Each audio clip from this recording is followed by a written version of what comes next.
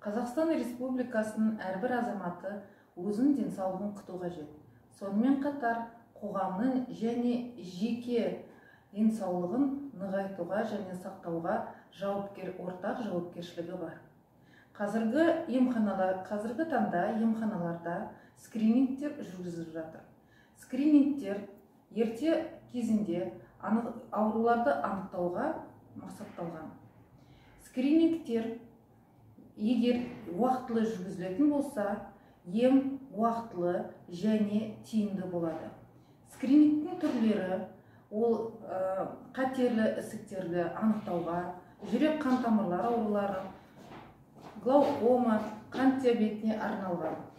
Сондықтан, құрметті оқырмандар, емханаларда жүргізіліп жатқан скринингке қатысып, өзінің денсаулығыңызға жауапкершілікті алуыңызды сұраймыз.